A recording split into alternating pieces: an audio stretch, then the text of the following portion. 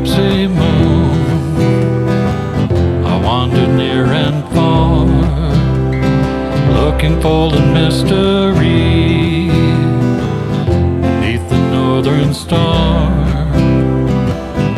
looking for the pot of gold at the rainbow's end, hoping that I find it soon beneath the gypsy moon. Welcome to Be My Guest. This is Jan Lewis, your host. Today we have, from Concord, Massachusetts, we have Sonny Rose. And Sonny is the founding director of the Healing Beyond Cancer program and the Shift from Dis-Ease to Ease workshops. Welcome, Sonny. Thank you. Sonny came in and I the feeling I'd seen her walking in outside, and sometimes you just know it's that person. She has a presence of Sonny, you've been through HELL yourself. And when you started the Shift from Dis-Ease to Ease, this is your own idea, right? Oh, yeah. I mean, when I was diagnosed with cancer, probably the 2 years prior, I had been in a very difficult situation. I was in a marriage that was very difficult. So I was in a lot of stress and what I call dis-ease. And as we know from our neuropsychology and neurobiology, our thoughts, our feelings, our emotions are very well tied into our immunity. And so I was struggling in a very stressful state for about 2 years. So the third year in 2001, when I was diagnosed, I kind of looked at myself and said, what is my life like? What is going on that I'm in so much stress and now having to deal with a disease? So I started to recognize through my own process of treatment and surgeries that the mindset was really, really important. It wasn't to stay in the positivity necessarily, but it was to be as present with what I was experiencing as possible, Right. so that I could move into an inner state of ease, almost like a meditation Right. through the experience, so that I would be bringing myself into ease. And I think that helped so much with all the other treatments that I had. Yeah, your attitude, because 9/11 happened, 9/11, and this was in 2001, and then you were in the doctor's office the next day, Yeah. awaiting, were you going through a test and you were waiting right there, or? I had already been told that most likely I had cancer, but I needed a surgical biopsy. So I actually was going under full sedation. And the doctor was pretty sure. Yeah.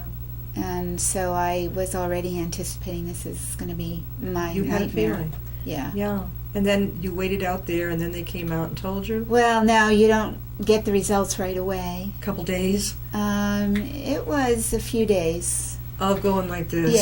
Yes. And then with my experience, it was, it's probably nothing, to we've got to find clear margins, to there's no clear margins, you probably need a mastectomy, but that'll probably be it, to after having a mastectomy, to, oh, by the way, it's in your lymph nodes. Why didn't they take care of that when they were in there? Well, when they did the surgery, they did what's called a sentinel node biopsy, which was to go to the first 3 nodes from the tumor site to see if it had spread. Sure.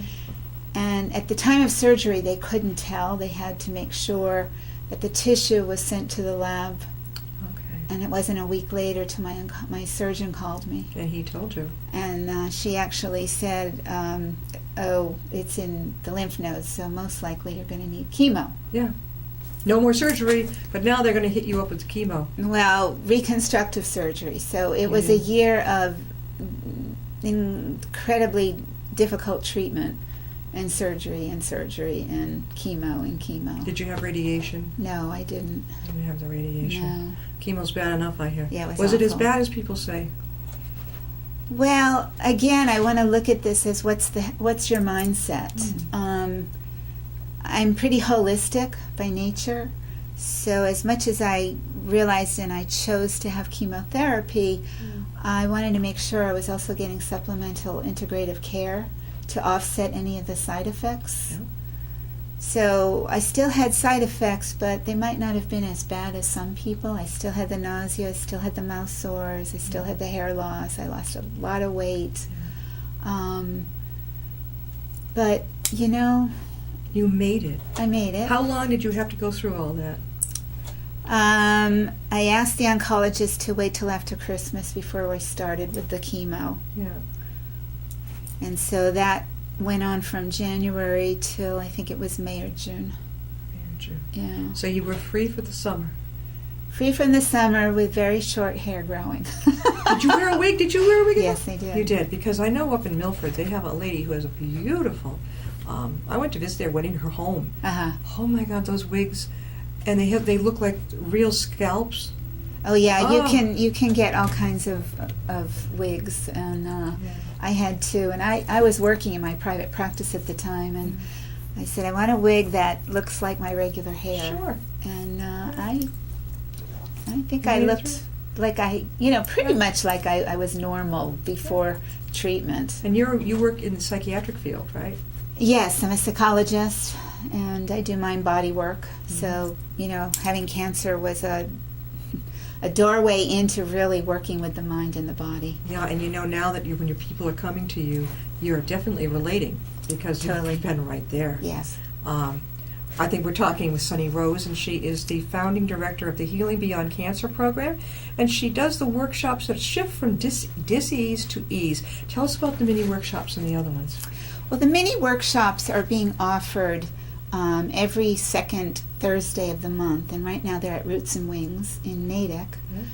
And what I wanted to do is to give people a little taste of the kind of work that I do in a group environment. And the individuals who come, I would say most of them have an experience that when they leave the workshop, they really do feel the shift into ease.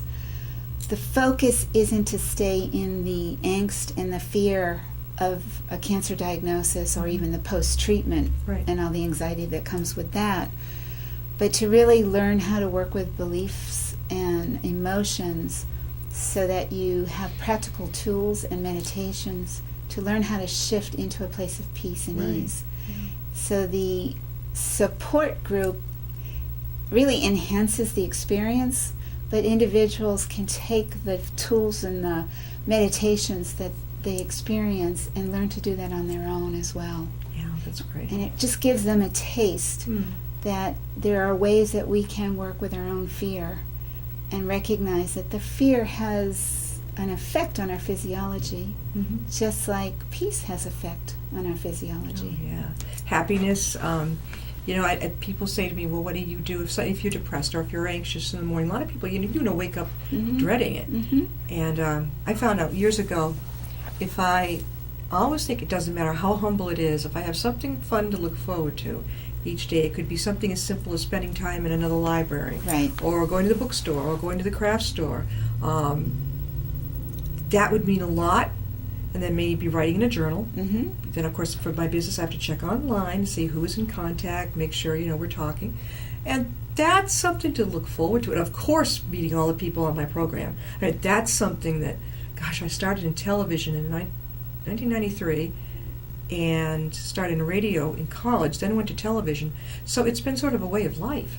I've had some serious operations, but always knowing I'm coming back to it. It's something fun. Yes. And then dealing with the people. Yes. And hearing their stories. Of course, that's what I do as a memoir writer. And to hear their stories, you're just in awe of what people have been through. Yes. And when I hear what hit you, I can't imagine. 9/11 was horrible enough. And here you are the next day getting the news in your doctor's office. When you walked out of there, Sonny, what were you in? What do they say? Some people are in a state of numb. Were you like, oh my God, how did you take it? Oh, I would say up until that actual day where I had the surgery for a biopsy, I was in denial. Yeah. Every time I was told, you need to have this checked by a surgeon. After the first biopsy, you have to come back for another one. I was in, no.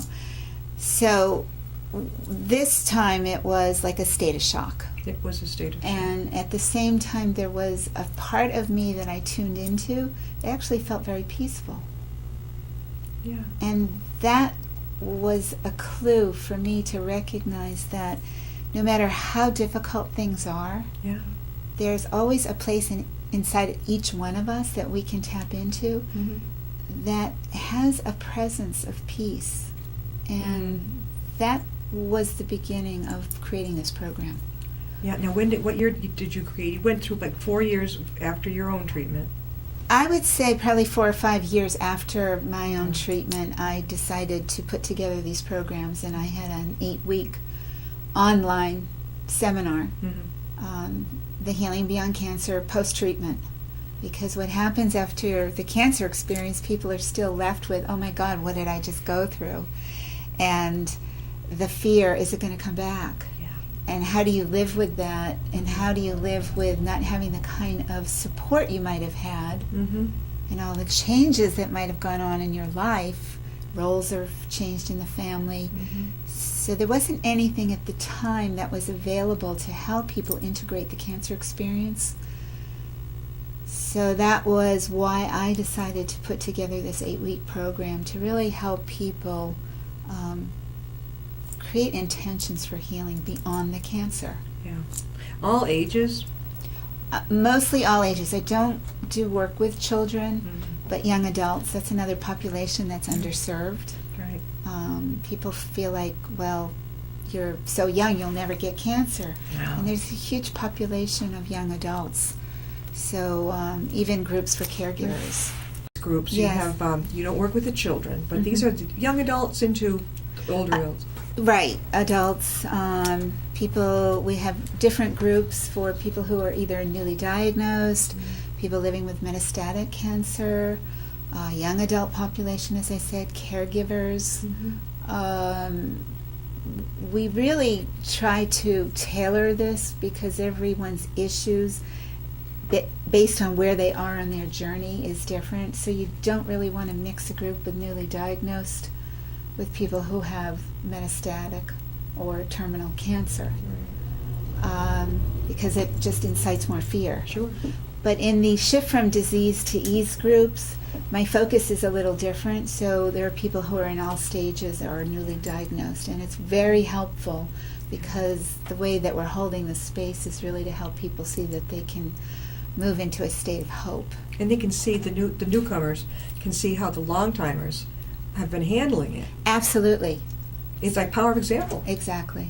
Yeah. And you yourself, you've been there, done that. Yeah. Oh. Don't want to do it again. No, you earned your badge. You're all set. You were also going through a very tough time in your personal life. Yes. So you had not only that, you had 9/11, and then you get hit with the cancer diagnosis. Yes. I mean, what more? Well, all I can say is it motivated me to ask the questions, how do I want to be living? Yeah. And how do I want to be living in a way that's very empowering? And that was my motivation. Yeah. So I didn't want to live in stress. I wanted to make choices that were in alignment with what was best for me. Yeah. So I divorced, bought my own home, Yeah. continued to build a successful private practice, Yeah. put my daughter through college, had a lot of great friends and family support, Yeah. and here I am all these years I later. think that's so key, and I see, of course, I what I do, I get in touch with support groups, and sometimes it's easy, sometimes it isn't, because, I want to give a presentation as to what I do, the memoirs. I don't know if they're shy, or they're too busy to, but it's odd, because you'd think that they'd say, yeah, come on board, come speak, and doesn't cost anything. Right. Also another thing too, with what you do you ever reach out to the local hospitals? You've got Emerson up there, don't you? I have Emerson, yes. I would love to be in more of the local hospitals. Again, it's, getting the word out what I do, and I'm going to be collaborating with other people who have some contacts in hospitals so that we could hopefully present at the hospitals. That's really important. I know we have the Dana-Farber branch right up here in Milford. Of course, they have support groups up there. There are many. If you go online, then suddenly they all come up. These different Yes. groups all over Massachusetts. I think getting the word out about your shift from disease to ease, these workshops, it's amazing. And she has the most beautiful card.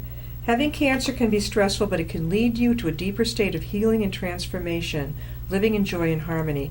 We have living proof right here with Sonny Rose, very much so. Now, Sonny, it's located in Concord. Where in Concord? Well, it's in West Concord is where my office is, and that's where I will see private clients. Yeah.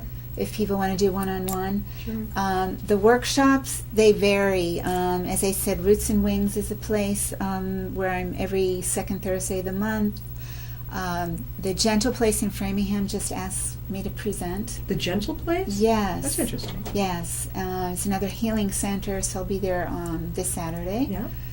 And once I really start rolling, I'll probably be looking at other centers to see if they would like to have Oh, definitely. these workshops. Yeah, you know something. You know Tatnuck over in Westboro? Yes. They have that big presentation. Well, how many times I talk about this? But anyway, I always recommend that, you know, to the people that I work as a publicist for after we do the memoir, I say, we're going to get you into Tatnuck so you have that whole room. You could have the people come in and they're advertised, and it's great. Huh. Even artists do like exhibits in that room. Uh-huh. So that's one place to be. Yeah. There's so many other places to There's be. a lot. I mean, I'm balancing it with having a private practice that Yeah. has nothing to do with the cancer. Sure.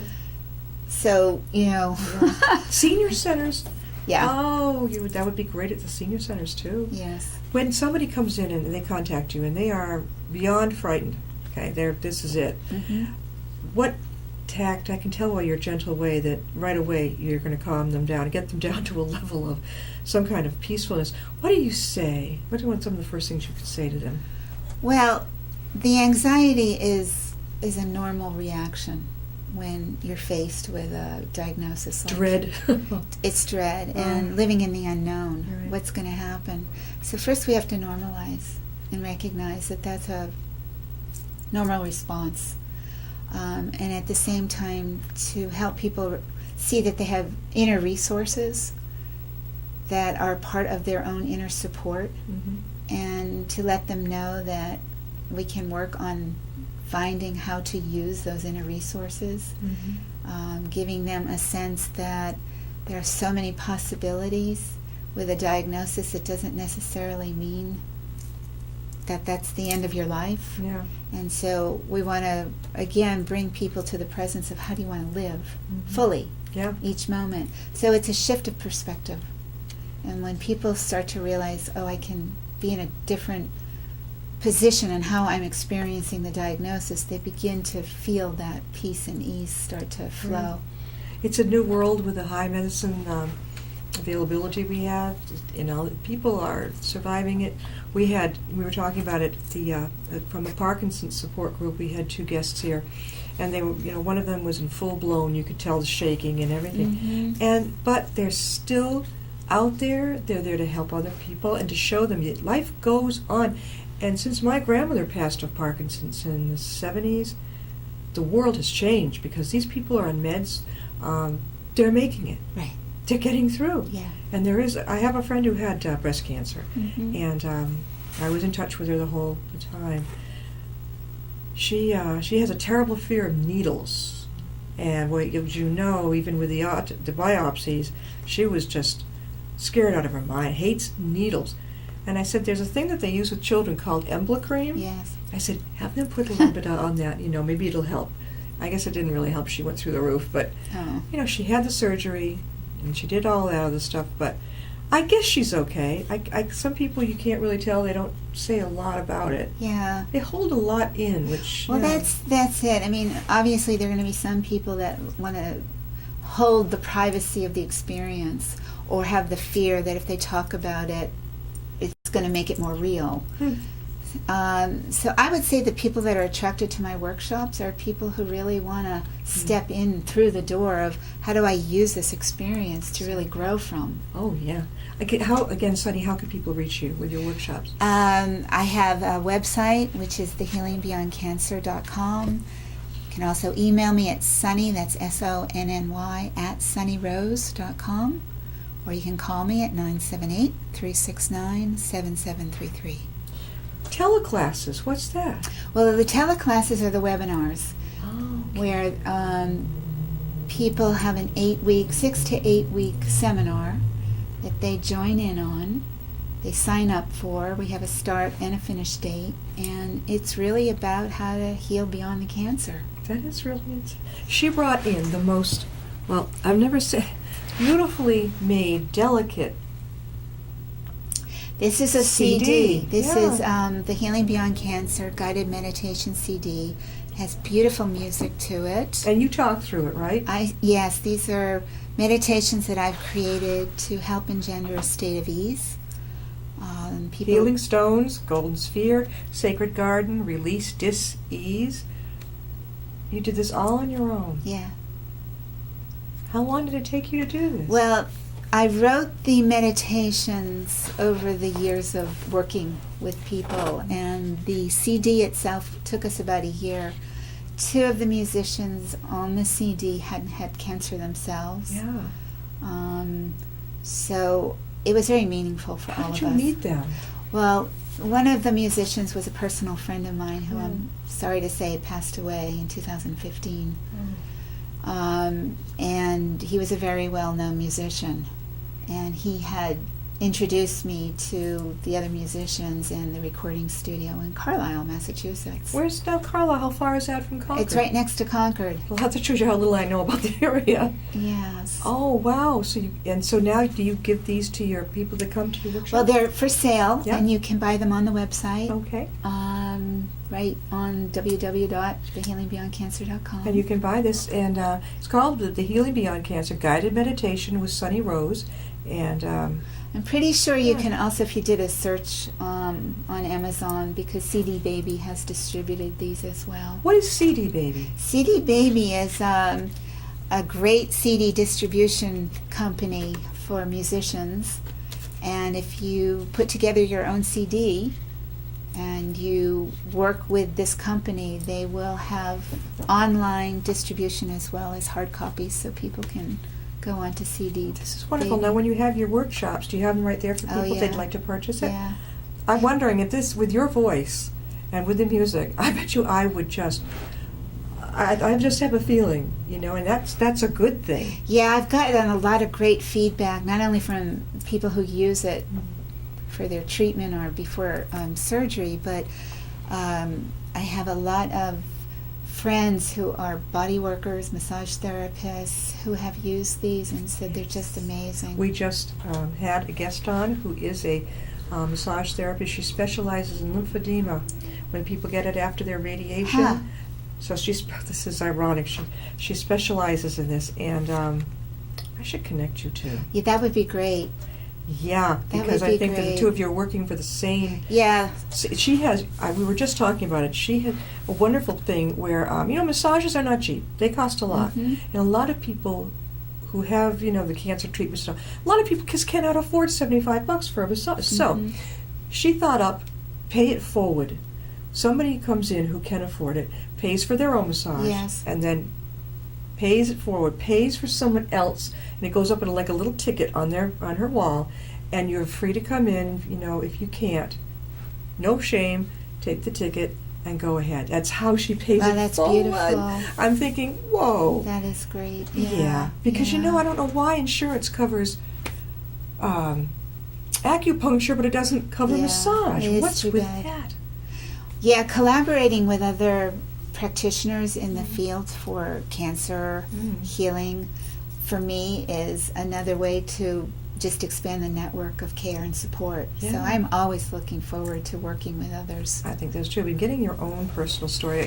We talked for a few minutes before the show, and just listening to her, and of course I was looking forward to talk to her because we talked on the phone. Yes. Yeah, and I learned that you were a survivor yourself. Hmm. And did you, when you were in the early stages, did you go to support groups? I went to the Healing Garden in Harvard, Mass. Okay. And for me at the time was just what I needed. Yeah. It was a great group of women. The Healing Garden. Yeah. Yes. I've heard about this. You may know her, Megan Bellinger, the Healing and Wellness Center in Westboro. I don't know. I will connect you. Okay. I will. That's what I do. Yeah. I can, I'll connect because I can just sense that. I think the two of you might really click.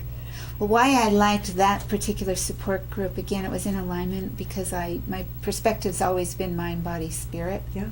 And so we look at the whole picture. Mm. And the support group there at the time Was so good. was pretty much comprehensive in that way. They've changed a lot over the years, but for me it was... That's what you needed. I needed to be in a room that didn't look like a hospital. Yeah. Sonny, we got about 5 minutes left. When you went, did you go to other support groups too? Try them out? And no, I went online to look, and I could just tell. They wouldn't be good? No, not for me. I knew what I needed. I didn't want to be in the angst and the fear. I really wanted something that was going to be uplifting. Yeah. Who is it? Norman Cousins Mhm. wrote that book. He had a very serious disease, and day after day in the hospital, he's looking at a wall. So he took care of that somehow, put something else up, and he healed himself with humor. Everything he watched was funny. Mm-hmm. Got through it. Yes. Everybody, that's part of the inner resources that I was speaking to, Yeah. that we all have something that's going to help. Yeah. One more time, Sonny, how can people reach you?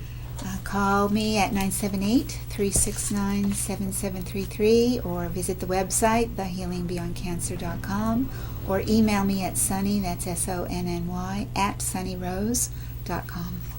Sonny Rose is the founding director of the Healing Beyond Cancer program and Shift from Disease to Ease workshops. She's over in Concord, not that far to go, for some really good company.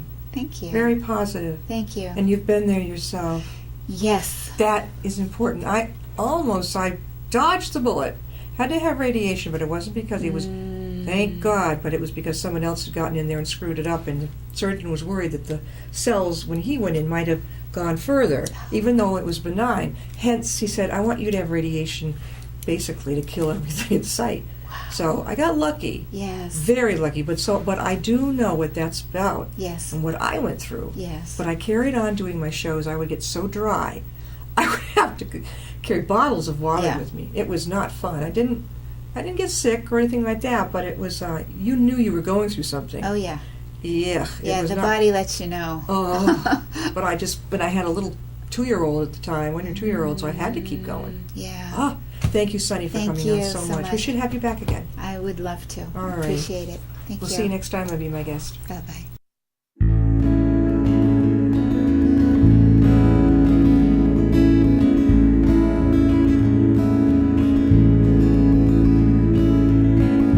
Riding on a shooting star, heading out toward a dream. Tomorrow's even closer than it seems.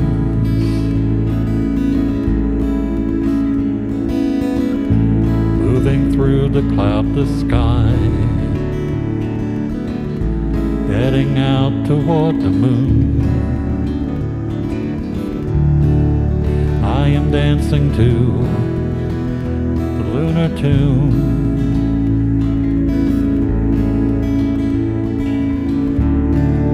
Life goes by so quickly, time just slips away. But tomorrow brings a brighter day.